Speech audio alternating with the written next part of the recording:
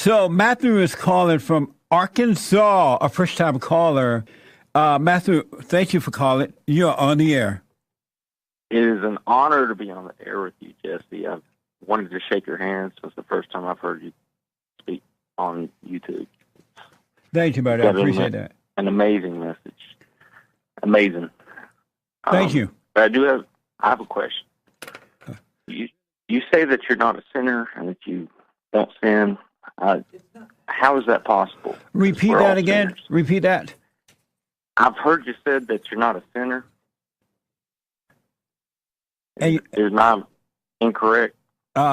Once you are born, we all have sin. We are born into sin because we are born into crazy families, and they turn you away from innocence, which is of God, toward their father, the devil. And in that, we fall into a state of sin. But once you overcome that, once you are born again, you return back to God, then you cannot sin because you're now back to your original nature, which is that of God. And in God, there is no sin. Okay. Well, I appreciate that comment. I don't know. I mean, it just seems hard. Like I can't live my life without sinning. Every single day I sin. I'm not hurting other people. What have you sinned today?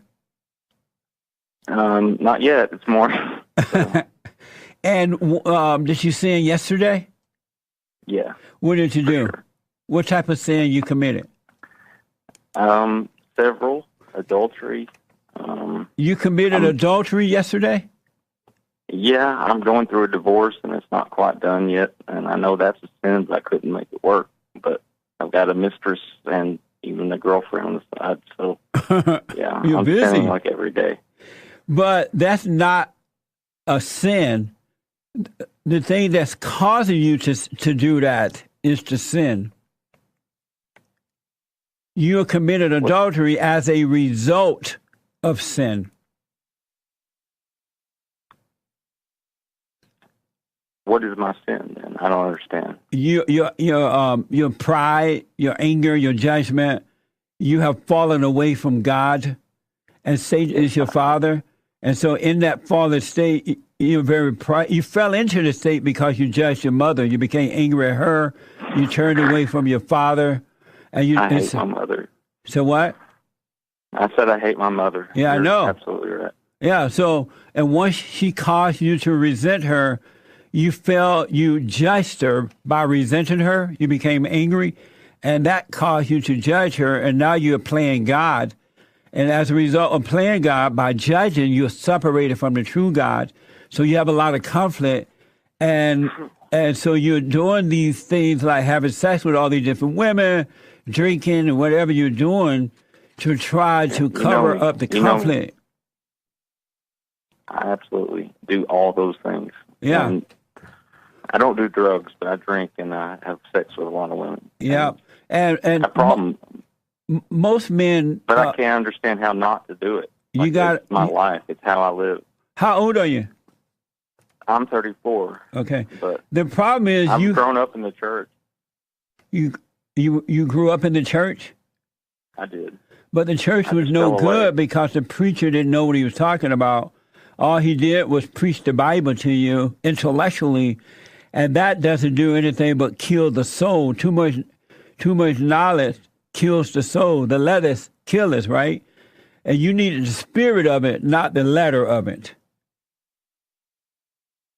Makes sense. Do you want to overcome that? Yes, I would love to be like you, more like you. And all that stuff. And you're right in that you can't help but have sex with these women because you hate women. Most men hate women because they hate their mothers, and they're trying to get something from women that women don't have. They're looking for love. They're trying to get salvation from the woman because they hate the woman, but they don't have it. Women are receivers of love, not givers of love. There's an order to life, and that order is God and Christ, Christ and man, man over woman, and woman over children. And so love comes from God through Christ, through the man, through the woman, through the children. But because you hate your mother, the order has flipped upside down, and now you're trying to get your love from the woman, and she doesn't have it. And the women that you're with, they hate you too because they need you to be a Christ so that they can receive love from you. And so the way you change that order, you must forgive your mother, because right now you have the mindset, the emotions, the feelings of a woman. You're not a man, you're a woman, you have her nature.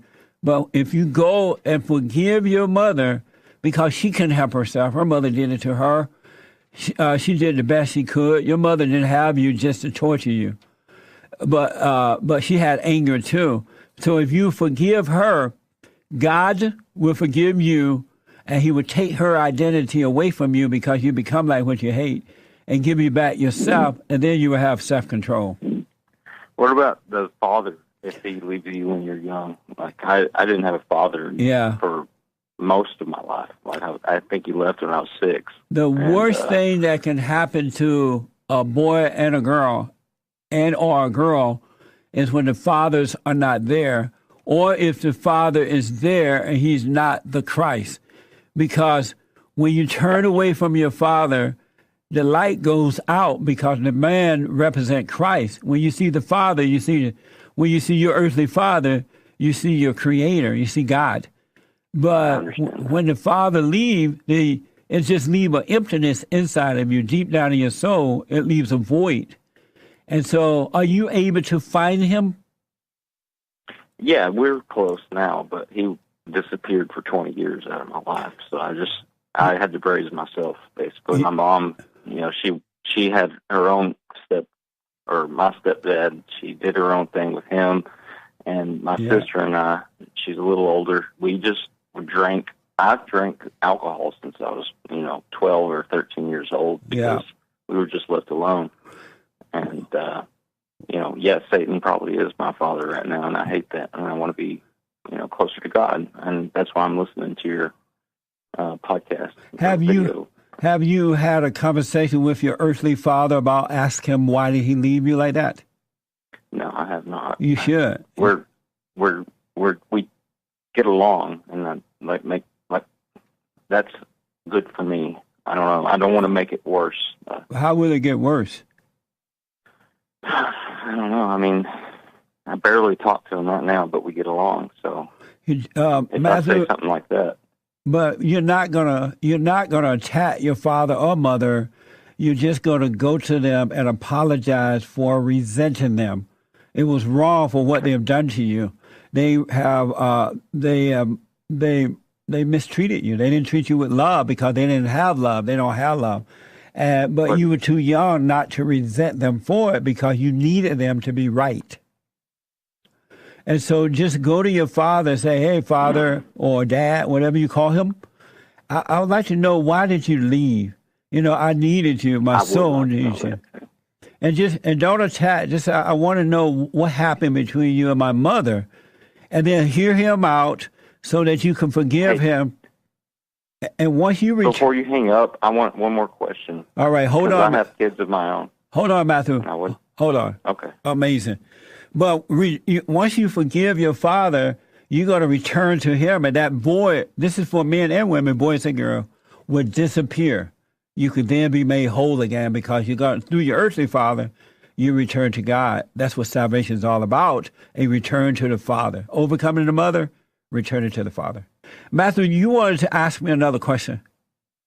I did. I very much, I think I'll donate to your cause. I'm going to have to listen to it later on the website. But yeah, please do. We need your support. I will. I'm going to donate. And what I really wanted to know is where I'm at right now. And so just to give you like the briefest summary. Yes. I had sex with a woman, and she got pregnant. I married her. And when the kids were born, marriage ended immediately, almost. So here I am stuck. They were identical twin girls. I'm blessed. I can't even imagine how more blessed I could be. They're wonderful. But where do I go from here, Jesse? Here's what I highly recommend. Seek first the kingdom of God and his right way, and all will be added. So God doesn't care about the mistakes you've made because he understands that you're in a fallen state. What he cares about is that you acknowledge that you're wrong. It's wrong to be angry because anger is judgment. It's the nature of Satan. And the moment you can see that you're wrong for being angry, in that very moment, your life starts to change. He starts to help you to overcome those things. And so don't worry about what you're into because in that fallen state, you cannot help it. So don't judge yourself for what you're doing and have done. It's enough to know that you're wrong, but it's wrong to judge yourself for it because you're going to give it more life. You understand that? I'll try. But listen, you got to go to your mother and forgive her. It's hard. We work together. It's really hard. Hold on a minute. Oh, my God. Hold on. Back in a moment. So, Matthew from Arkansas, did you say you're working with your mother? Yeah, unfortunately, that is the case. It's awful. It's awful. And why is it awful? Well, we work together in radio, actually, and she's just a devouring mother. I don't know how else to explain it. Do you live with her too? No, but I rent from her. I live in her my God. condo. Look, Matthew, you got to get away from your mother immediately. Go get a job at McDonald's or cutting grass or chopping down woods or trees. Get away from your mother. And you're 34 years old, right? Yeah, and I want to know where to go from here. I just don't know where to go. Listen, here's your first step. I want you to start doing my silent prayer immediately. All right? And God will slow you down and take over and guide you. He'll allow you to see what to do, all right? Are you familiar with the silent prayer? No, I've heard of it, but I haven't listened to it. It's silentprayer.video. Okay. I will definitely take it down. Yeah, I want you to start doing it immediately. I want you to go to your mother and forgive her. Don't ask her to forgive you. Don't say, I love you, Mama. To say, Mother, I am sorry for resenting you. You've been an awful person, and I resent you. So what? She has been awful. She's been an awful person. Yeah. I don't know why I would ever agree to work with her. Because you hate her, and whomever you resent control you. And even if that person don't control you, every person you get with will control you because you're attracted to what you hate. And so the only way out, there's no other way out unless you forgive her. You must forgive her. And the way you forgive is just say, Mother, I'm sorry for hating you for the way you've treated me. You were wrong for what you've done, but I'm wrong for hating you. And if you truly... You want me to tell her that she was wrong? Yes. Okay. And that's hard. I know it's only hard because you're afraid she took your courage away from you and made you subject to her. All people who have anger are afraid to stand up to the person that they hate. This is why men don't stand up to their wives. Men don't stand up to their girlfriends or live-ins because they're married to their mothers. And they have not overcome mama, so they live with mother. They have sex with mama. They stay with mama because they're attracted to that spirit, don't realize it. Oh, that was the second question. Is like, what do I do now that I'm divorced or about to be divorced? And I'm seeing multiple women. I need to stop. I have two identical twin girls. They're wonderful. Okay, let me say that because I got to run. I know. Once you forgive your mother, God's going to forgive you. And all those things that you're doing, having sex with all these women and drinking and stuff, will disappear. It will fall away because you won't need it anymore. You now have peace because you return to God. You're forgiving your parents. So don't worry about the things you are doing. Amen. Do you understand that? Thank you very much. I do. But listen. I'm going to listen to this again. Yeah, don't judge yourself. It is what it is, and you can help it. God understand that. So don't have an opinion about it. Because every time you're mad at yourself for what you're doing, you're giving it life. Anger is my favorite subject that you talk about because it's probably my like biggest flaw is I'm just angry like all the time. So can you call me today for counseling? I could, yeah. Okay, write this number down. Hold on. It's 800-411-BOND, 800-411-2663. Jane. 411 what? I'm sorry. Yeah, 800-411-2663. All right. Thank you so much. Make sure you call me. I'll show you how to get past this stuff. It's so easy. Yeah. And once you get over the fear of your mother, you would never be afraid again. You would never experience fear. And your only fear is because you have anger. That's why you have fear.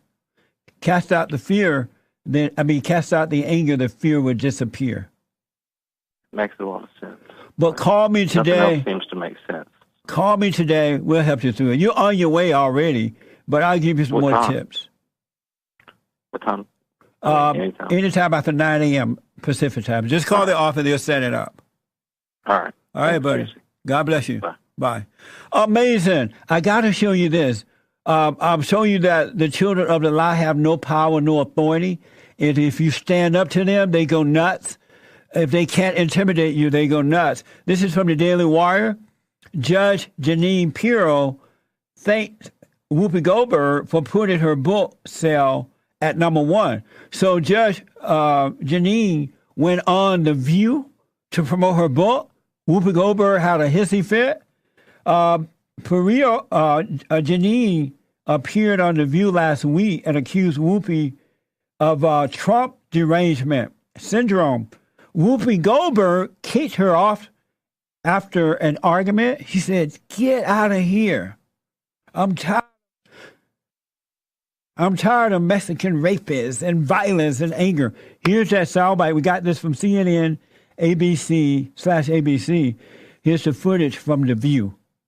I'm tired of people starting a conversation with Mexicans or liars and rapists. You know you what's said horrible? that when people who it's shouldn't okay. be here end up murdering the children of Americans. When the president of the United States whips up people to beat the hell out of people, say goodbye. See, Whoopi Goldberg, say goodbye. She can't handle the truth. The children of the lie are weak. And if they can't yell and scream and intimidate you, if they think and they can't threaten you, they have no power. Whoopi asked Jeanine to leave. Get out of here.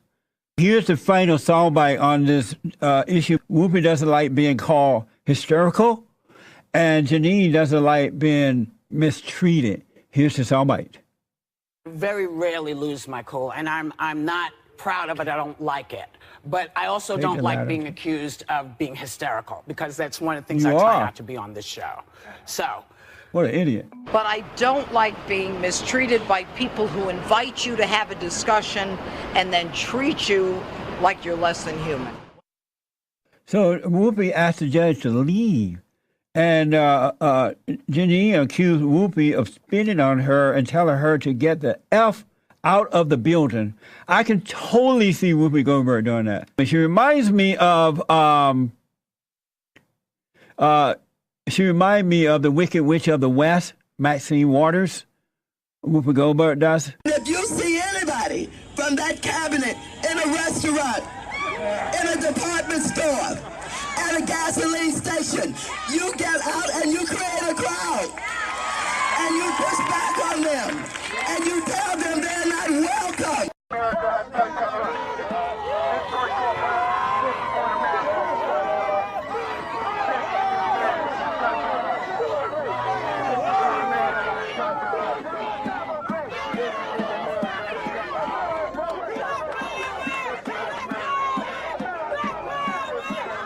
Maxine Waters' supporters burned an American flag and chanted, "America was never great."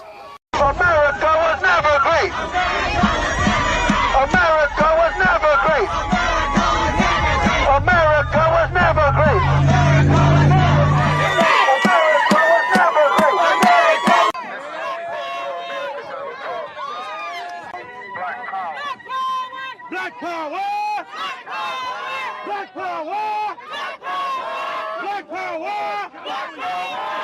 Now, to say that Maxine Waters is the face of the Democratic Party, as Donald Trump has said, I think is just a devastating political blow to them in the midterms, because she is really hurting the party. And the more and more she does and says and her supporters act like this, the worse it's going to be. The children of the lie are weak. And if they can't yell and scream and intimidate you, if they think and they can't threaten you, they have no power. If you overcome your anger, they cannot intimidate you. We can win this battle.